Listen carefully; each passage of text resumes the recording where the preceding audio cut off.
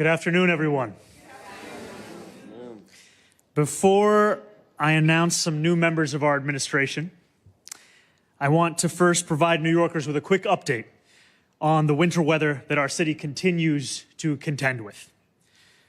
Tomorrow, light snow will likely fall across our city. This will be nothing like the storm that hit us last weekend. We are expecting flurries. If snow does accumulate, it will probably not surpass 1 inch. City workers will continue to do their remarkable work of digging our city from out underneath the snow. The numbers tell a story of incredible commitment. We have melted over 67 million pounds of snow and laid more than 188 million pounds of salt across the 5 boroughs. As of 8 a.m. this morning, workers have cleared 24,649 crosswalks, 14,831 bus stops, and 6,947 fire hydrants. We know as well that this work continues.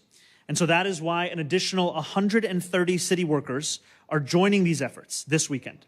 That means in addition to the 2,500 sanitation workers who are working each 12-hour shift, we now have more than 1,200 additional workers who will be assisting in the cleanups of this city. And while these efforts will continue, I want New Yorkers to remain prepared for the intense cold that continues to brace our city. This is one of the longest, most sustained cold stretches our city has endured in years, and it is showing no signs of abating.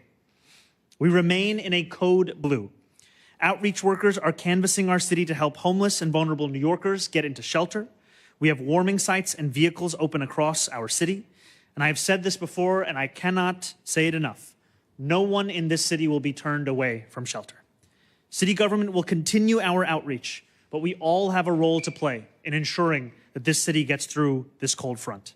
So I ask New Yorkers, please check in on your neighbors, especially older adults, New Yorkers with disabilities, and those without access to reliable heat. As the cold persists, it has an accumulative effect on our utilities. So please knock on that door, make that check-in, call 311 even if you're unsure.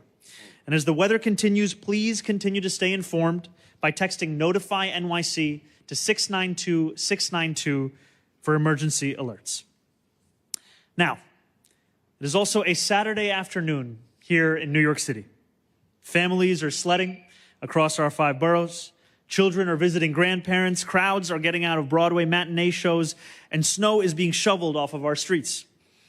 That is the New York that is visible to the eye, and it is in full flow. But that flow does not arrive by accident. It is the product of an incredible amount of unseen effort, much of it done by public servants who are far from household names, who dedicate themselves daily to the vital work of supporting New Yorkers, preparing the next generation, and ensuring that each of our neighbors can live lives of dignity and of safety. We are together today to appoint 5 of those public servants to senior roles in this administration, each of whom will be entrusted with tremendous power to both shape and improve the lives of countless New Yorkers. First, I am thrilled to name Stanley Richards as the Commissioner. You gotta find out what it's for. Of the New York City Department of Correction.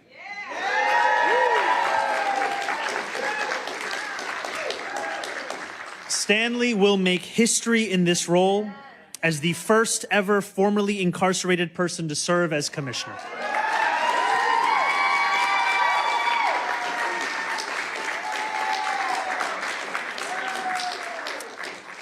That achievement is not merely symbolic. It is a testament to the thought and leadership he will bring to every member of corrections staff and incarcerated New Yorkers underneath his purview. I will turn to Stanley as we work to build a city where justice is at the heart of our corrections system, where every Department of Corrections employee and incarcerated New Yorker is safe, and where every New Yorker re-enters society seamlessly from corrections. And as the former first deputy commissioner for the DOC and the executive vice president of the Fortune Society, that work has long been Stanley's purpose. And I am deeply grateful to him for returning to public service. Thank you so much. Congratulations. Second, I am proud to announce that Dr. Alistair Martin will serve as the Commissioner of the New York City Department of Health and Mental Hygiene.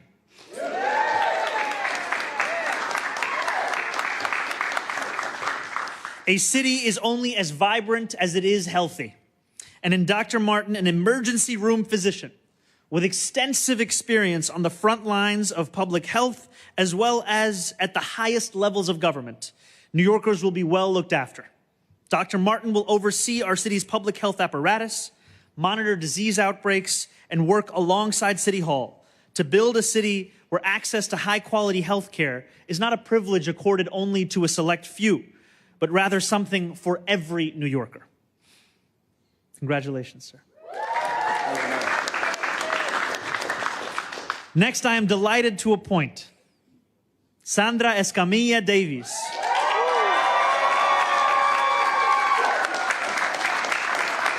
as the Commissioner of the New York City Department of Youth and Community Development.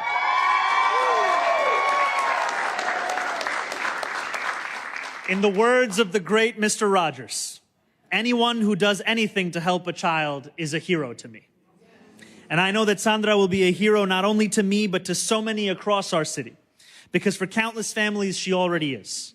She has dedicated her career to uplifting the children of this great city, to providing them with activities that nurture their minds, strengthen their bodies, to investing in our schools and our community centers, to growing youth-based organizations that give so many kids across the city a sense of belonging and a sense of self. She most recently served as the Executive Vice President of Children's Aid and spent 15 years working at the fund of the City of New York's Development Institute, where she rose to serve as Executive Director. As Commissioner of DYCD, she will do more than build after-school programs and expanding the Summer Youth Employment Program. She will work every day to ensure that every child in this city can imagine a future of health, of joy, and of possibility in the place that they call home. Now I am excited to name Yesenia Mata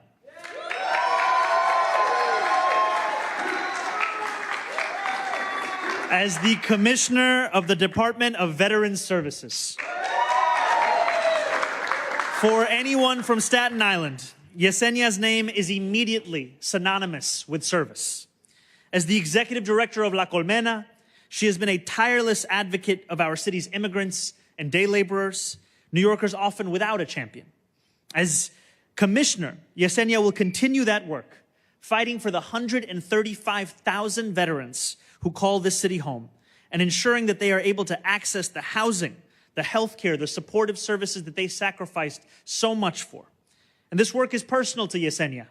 She's a military police sergeant in the Army who understands firsthand how much veterans and active duty service members have given to our city and our nation, and how little they often receive in return. I look forward to working with her to tell a new story, one where we repay our veterans with the dignity that they deserve.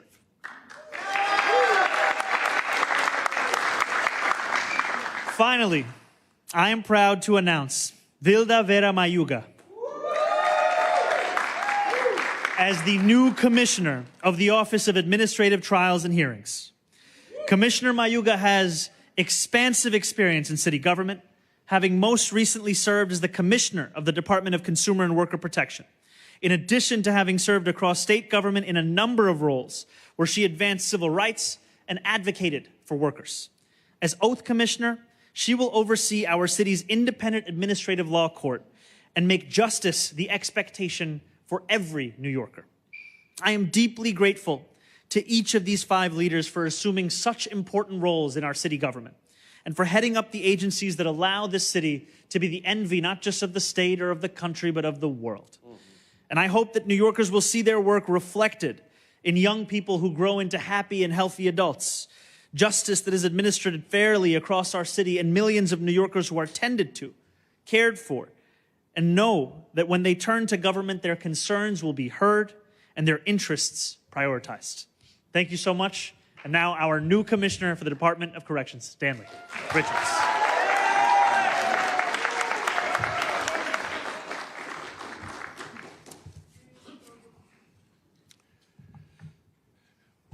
Mayor Mamdani, thank you for your unwavering commitment to a safer and fairer justice system in New York. I am deeply honored and profoundly grateful for this opportunity to serve in your administration. I also want to thank the love of my life, my wife, Satara Richards, who for 35 years, from the moment we met, didn't see how much time I didn't see my experiences. You saw me, and you're taking this journey with me. And I just want to thank you. Thank you.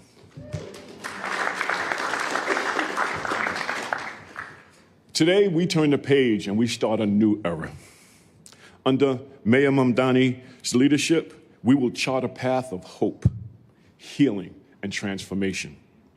His administration made clear that the future of Rikers is not endless confinement, scapegoating, or demonizing. It is safety, transformation, and rehabilitation. My vision aligns fully with that mission. Safer jails today, borough-based facilities that prioritize dignity, opportunity, and humanity. We'll prioritize the safety of staff and incarcerated people and strengthen connections to community services like housing, mental health care, education, and employment, so that every New Yorker leaving our custody has a real chance to succeed and contribute to building a stronger and safer New York City. Over the years, I've had the privilege to serve as Vice Chair of the Board of Correction, on task force to close Rikers, and as First Deputy Commissioner of Programs and Operations in the Department of Corrections. Each of those roles has reinforced one truth. Reform isn't just possible, it's essential, and we will do it. My experience and journey is a testament that when we provide support, when we center our collective work on hope instead of fear, when we see what is best in all of us instead of judging people on the worst thing that they've ever done, when we see our commonality as opposed to our difference, we can achieve the unimaginable. And underneath Mayor's leadership, we will.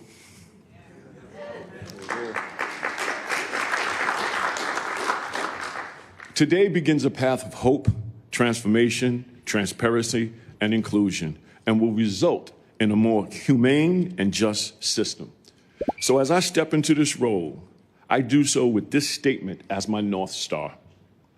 To the officers, non-uniformed staff, and union leadership, I'll work tirelessly to ensure the department centers our work on jail safety, transparency, and accountability. To the people incarcerated, their families, friends, and loved ones, I'll spend every day working to ensure the department keeps you safe and provide a pathway for change, redemption, and successful reentry. You see, this is our collective mission, to build a Department of Correction that New Yorkers can be proud of, one defined not by punishment, but by progress. So I pledge to work with the City Council, our unions, advocates, communities to deliver results. We'll innovate boldly and measure success by the lives that are transformed, not by lockups. Here's my ending call. To the staff of DOC, I'm with you. To those inside, your story isn't over. Support and hope is here. And to every New Yorker, this is our city, and together we will get it right. Thank you.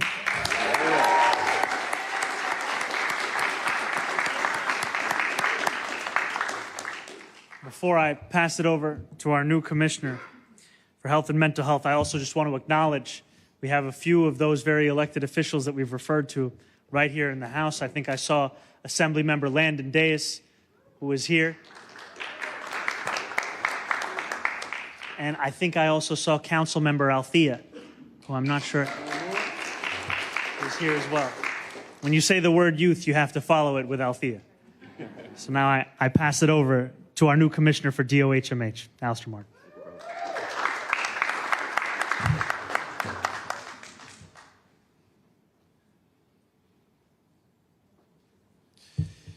Thank you, Mayor. I'm honored to accept the role of Health Commissioner for the City of New York. And while this is a new chapter for me in the city, it is not the beginning of my story. It's a continuation of one that began just down there the street in Queens, in a little place called Jackson Heights. I know we're in the Bronx, but I gotta represent. You know? I was born in this city. My mother raised me as a single parent in Jackson Heights, just a few blocks from Elmhurst Hospital.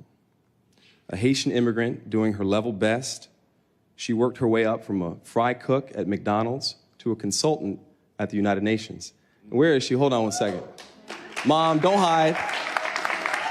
There we go. Okay? But when I got sick, everything changed. I was sick as a kid, and she faced the same reality that so many families in this city face, the need for reliable health insurance and a stable job. So she became a public school teacher. And in doing so, she set the foundation for me to become the public servant leader I am today. I know what it means to live on the margins. The community I was raised in was one where those margins were razor thin. A missed check, and you could be facing bankruptcy. A single medical crisis, and your life could come crashing down around you. I had seen it, how good folks get caught up in the tentacles of circumstance. As a physician, I have never forgotten those stories. I have never forgotten the folks in my community. And I have seen my patients get caught in those same tentacles of circumstance. The young woman who came to my ER with abdominal pain, her labs showed starvation ketosis. Her abdominal pain was because she was hungry. She had been choosing to pay for her father's medications instead of her food. The mother of two who came in with chest pain she had been ignoring for weeks that turned into heart failure. She had been afraid to miss a shift at work because one missed paycheck meant no rent. The 20-something Latina who came in with diabetic ketoacidosis. She'd lost her health insurance and had been rationing her insulin, taking her supply of one and spreading it out over 3 months until her body gave out. These stories have shaped me, and they have forced me to make a decision. What am I going to do with this suffering? Do I sit and watch and bear witness, or do I try and do something? My career has been that answer. The work I've done to help patients across the country access millions of dollars in cash assistance benefit program dollars right while they're waiting in waiting rooms and healthcare settings all across this country.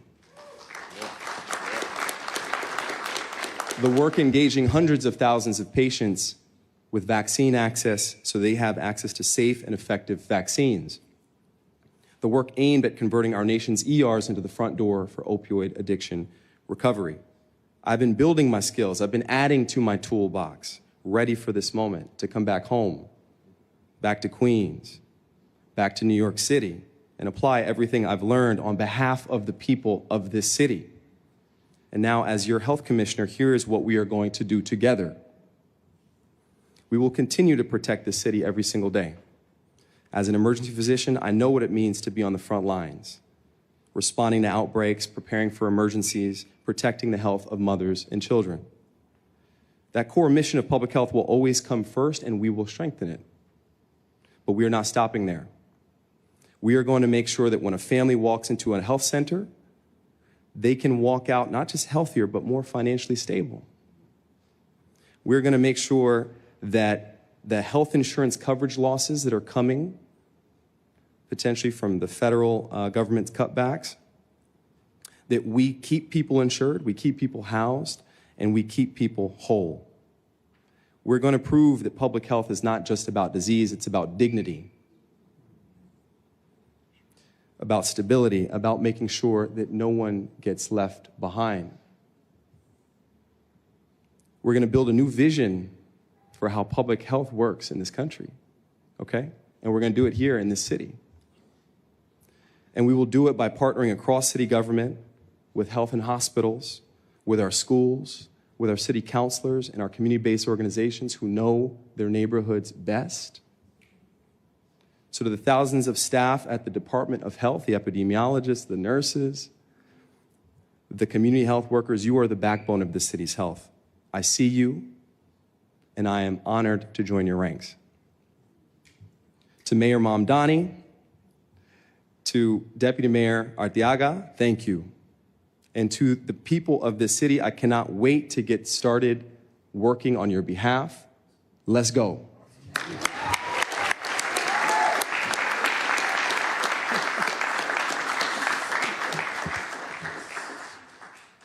And one of the people that our new commissioner will be working with is our esteemed state senator, Gustavo Rivera. He's here, who has been leading the fight for the very kind of dignity that we hope to deliver right here in New York City, has been doing so in Albany. Now I'm going to recede into view as we hear from our additional incredible commissioners. So next up, we have our new commissioner for the Department of Youth and Community Development, Sandra Escamilla Davis.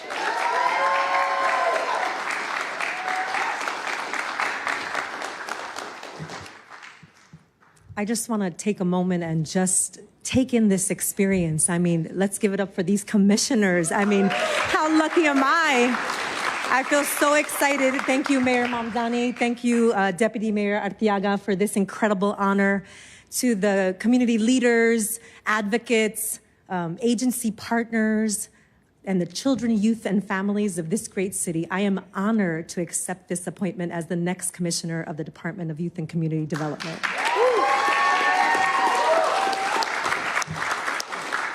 DYCD is one of the most impactful agencies in our city because it strengthens the ecosystem that shapes people's lives. Ecosystems built in school buildings, community centers, and CBOs, all in the 5 boroughs. And I step into this role with a deep respect of the people who make this work possible and with a commitment to support and strengthen them. Now, this appointment is personal to me. I'm the daughter of Ismael and Nubia Escamilla, immigrants who came here from Colombia, seeking a better life for themselves. Because they had the courage to come here. I grew up in this incredible city, also in Queens. Okay. Jackson Heights and Woodside. And the city opened its doors for me with the most incredible elementary, middle schools, and high schools in Queens that had amazing cultural arts programs and mentors who fed into my soul and community partners that believed in me. Everything I believe about youth development is from that lived experience. I'm also a proud social worker who has been steeped in the field of youth development for more than 25 years. And throughout my career, I had the privilege of working alongside practitioners and advocates who formed me with one enduring understanding: that children, youth, and families are assets to be cultivated and celebrated and not problems to be fixed. And this strength-based belief has guided me in every chapter in my career, including the last 10 years at Children's Aid, where that belief was deepened. And my work has always been connected with DYCD, from my early days as a social worker in Beacons in Sunset Park to implementing programs for vulnerable youth after school in East Harlem to supporting learning and innovation across the field. I step into this role with appreciation for the staff at DYCD who continue to deliver during times of turbulence and transition. And I look forward to working with the team to position the agency for the next phase of our work with clarity and purpose. And the truth is that I joined this administration because I believe in the mayor's vision of a city that's more affordable, equitable, and safe for every single New Yorker. And this vision calls for a level of imagination, resolve, and a collective commitment in our ability and will to do better by everyone. And so I want you to, for a second, just imagine a city where access is guaranteed to every single young person, regardless of their zip code. They get a high quality program. Imagine continuity of care from early childhood to college and career, with each step intentionally curated. I want you to imagine supports delivered and moved in an integrated way so that a young person has to tell their story once, and that support comes quicker and more holistic. I want you to imagine young people shaping what we build with programs connected to real credential, real pay, and real jobs. And then finally, I want you to imagine a community-based organizations of every size supporting this beautiful ecosystem, and they're being fairly resourced and even competitively, and they're paid on time.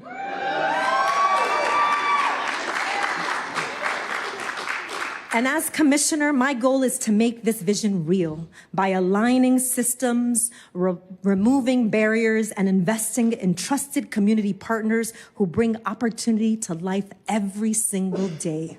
Thank you again, Mr. Mayor. Thank you, Deputy Mayor.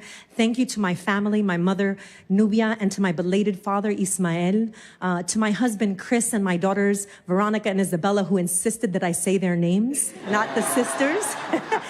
And to my siblings and their families and their partners, and to my mentors and my YDI family and my Children's Aid tribe. You have ordered every single step of the way. I've been here with you, and I am so excited for this journey. So let's do this. Thank you, thank you, thank you.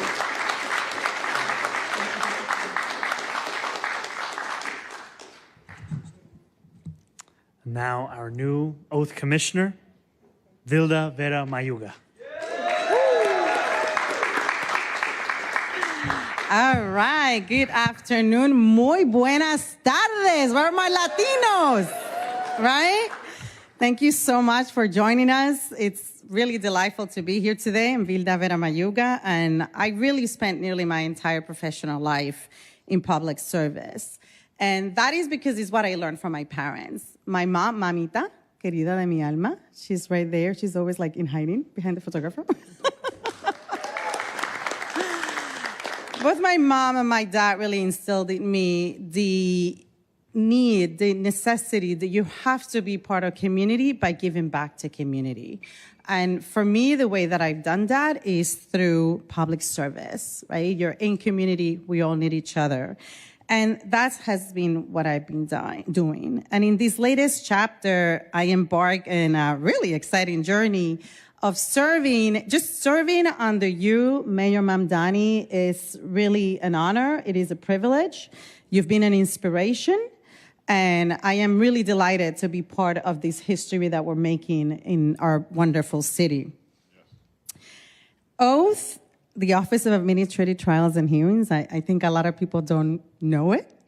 Hopefully, you know, if you're a small business, you've been having a positive experience with it. But it really is exactly that. It is a place that a few know about, but many, many encounter. And at Oath, the smallest of businesses can have their chance for a day in court. However, for many of these business owners, going through an administrative hearing can be a really confusing process. And going to Oath should be simpler and more straightforward than going to court. And all the parties, everybody who shows up at Oath, should be listened to and respected, even if the decision does not go your way.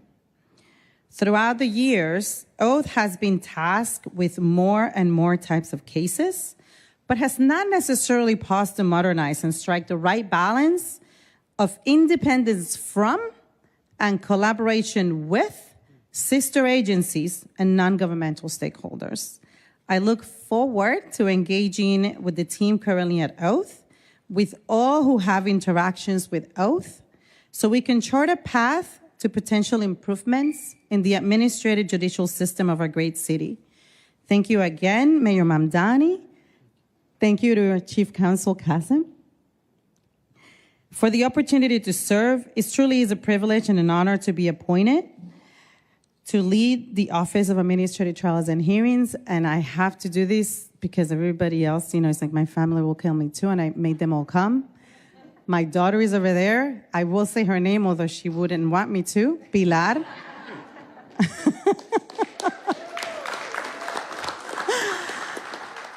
I think I see my son over there, Joaquin. And my husband, Enrico. Thank you so much. You've all really been with me, and it is going to be a delight. Thank you so much. Looking forward to it.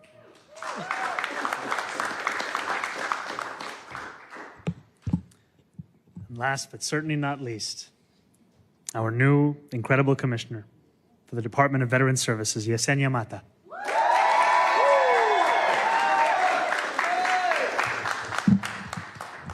Buenas tardes a todos.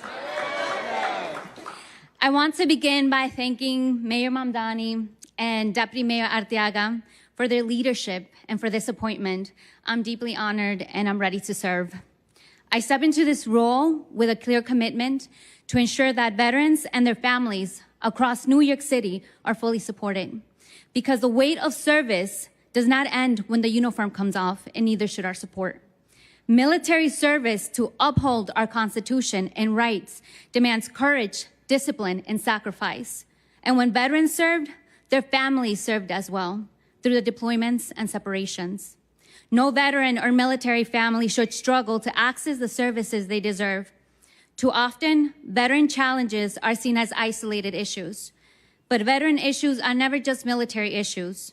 Veterans are business owners, educators, nonprofit leaders, and neighbors. Yet too often they have been pushed into the shadows. But that ends now. Veterans and their families will have a seat at the table to help shape the services they need. This requires cross-agency collaboration, and I truly look forward to working with my fellow commissioners and City Council, because this responsibility belongs to all of us. I also want to recognize the veteran-led nonprofits and the grassroots groups who have been doing this work long before today. I'm ready to listen and to be guided by you. This mission is personal to me. I come from a military family. My brother served in the Iraq War. My husband is on active duty. As a military spouse, I understand the weight of separation and the sacrifices families make. I also began my own service as an enlisted soldier, became a sergeant, and now serve as a commissioned officer.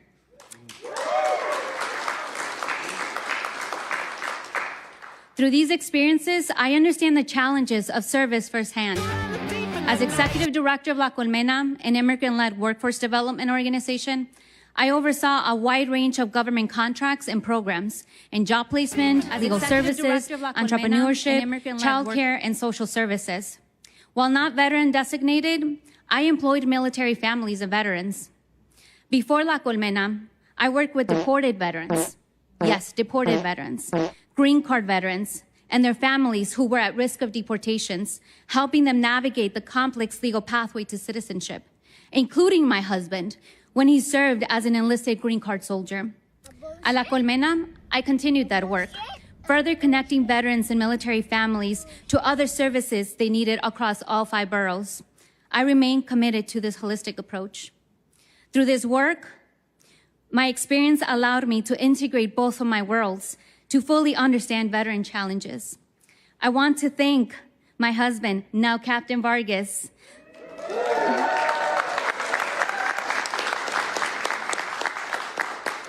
for his service and his support, and my parents for teaching me that service to community and service to country are one and the same. To La Colmena team, to those I've had the privilege to serve with, and to everyone that has been part of this journey. As the first Latina in this role, I am ready to lead as Commissioner of Veteran Services, ensuring every veteran and military family in our city who has upheld our Constitution is seen and supported. Thank you.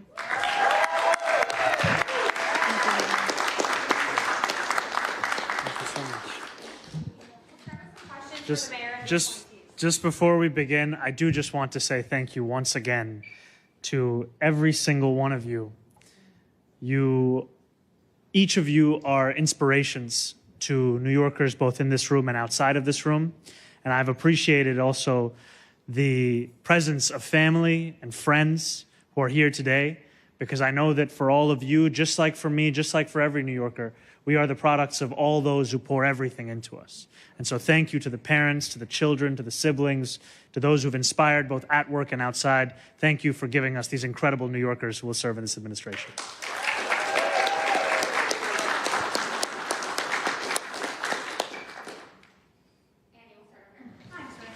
How are you?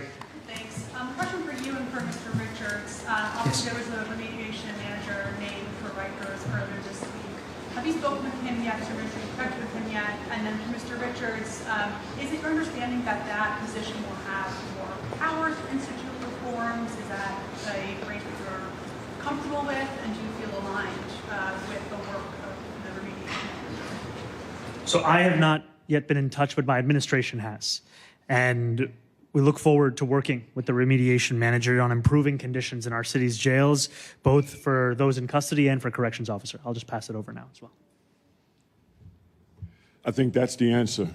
The remediation manager will be in partnership with me and the department to bring about the change that we need to bring. And I look forward to working with the remediation manager. Councilmember Chiose called out in a social media post for your help and your office's help in relocating people who were affected by a power outage in Bed-Stuy, specifically asking for hotel placements on the city's dime. Have you connected with him on that, providing any of those resources? And were you surprised at all to have that sort of public call out from someone who was an ally on the campaign trail? You know, my team is in touch with Councilmember Osei, and they are going to be delivering the very kind of services they've been delivering across the city, because what New Yorkers deserve is to be warm, especially in a moment as cold as this. Payments possible, and assessment that the city could do for people who are affected by long-term power outages? Sorry, would you mind saying that one more time? Can the city put out people in hotels who are affected by long-term outages? I can tell you that our administration is going to exhaust every possibility in front of us to ensure that people are warm, and that work will continue through this cold front. Thank you. Other questions? Over here, go ahead. Hi, I have a question. With Marie, with the New York Post, were there any more deaths reported other than the 10 people that have already died? And also, following up on the other question, is your administration considering any other measures to force people off the streets and into warmer places? Thank you. Every life lost in this city is a tragedy. And my heart is with the families of the loved ones of those who have died during this brutal stretch of cold. Yesterday, we informed New Yorkers that 13 New Yorkers had lost their lives over the course of this cold front. We've now been informed that an additional New Yorker has lost their life, so that brings the total to 14 New Yorkers. And they have died outdoors since the beginning of this cold front. Now, we know that the cold front began prior to the snowstorm. In 8 of these cases, preliminary findings indicate that hypothermia played a role. We are still awaiting final results from the medical examiner's office, and at that point, we will also inform New Yorkers of them. I want to be very clear that this city entered into a code blue on January 19th. We have been taking every possible measure to get New Yorkers inside. This has been a full all-hands-on-deck approach. And so that means we've intensified outreach, whether it's from DSS staff to homeless outreach workers who I joined for a shift earlier this week, to NYPD officers. And since the start of this emergency period, we have successfully made more than 860 placements into shelters and safe havens during what could end up becoming the longest period of consecutive sub-32-degree weather in our city's history. And we have involuntarily transported 16 New Yorkers who were determined to be a danger to themselves or to others. We have also opened warming shelters across the 5 boroughs. We have expanded shelter capacity, relaxed intake rules, and worked with faith-based and community-based organizations to scale up outreach. And as we have made clear that we are not going to slow down in this work because, frankly, the cold is not letting up. Last night, as part of our whole-of-government response to this crisis, we deployed 17 on-call ambulettes that will go directly to people on the streets, offering warmth, food, medical attention, and a direct path indoors. We are also opening a new low-barrier bed shelter site specifically to meet people where they are and remove obstacles to coming inside. And I will continue to remind New Yorkers, this cold is dangerous. Remain diligent. If you see anyone who you think may need help, call 311. And it takes everyone stepping up and keeping an eye out for those across this city for us to be able to protect each and every New Yorkers. Thank you. Thank you. Any other questions from you? Yeah, right here, go ahead. Off topic, about your World Cup czar. I was wondering if you could specify sort of exactly, given that New York's hosting no games in the city, and technically, I think that's what the people in Jersey would say. And from what I understand, FIFA has pretty strict contracts on what host cities have control over. If you could tell me exactly what you hope for her to be doing or coordinating. So look, we have an incredible opportunity. The most watched sporting event in the world is coming right here to New York City and New Jersey. And I've already had New Yorkers stop me in the street asking me for help to get them tickets. I had a man who asked me how he could get Brazil-Morocco tickets. I told him I'm looking. The importance of having a World Cup czar is to ensure that the World Cup is not simply a moment in time where people from across the world visit this city, but it's also a moment where we introduce our city once again to the world and to ourselves. I am a soccer obsessive. I went to a World Cup myself in South Africa in 2010, and I can tell you, aside from crying in the stadium when Asamoah Gyan missed the penalty against Uruguay, my favorite memories are actually beyond the games that were held. They were the moments where I was just a fan moving through these cities and the fan zones and the cities that were opened up and alive in a way that I'd never seen them. I want New York City to be the same. And so our World Cup czar, Maya Honda, is going to be tasked with ensuring that we bring the game to the people and that we also take every opportunity we have to make this a real moment of celebration, and one also for small businesses to introduce themselves to those who might otherwise only come and understand New York City as a few select neighborhoods, to instead know it as the entirety of this city. Thank you guys so much. All right, we're going to do a quick photo right here. Okay. Is that an Arsenal hat? Yes, it is. What'd you say? 4-0. 4-0 right now? Oh, well, when I played Leeds earlier. Okay, incredible. Thank you. I was wondering.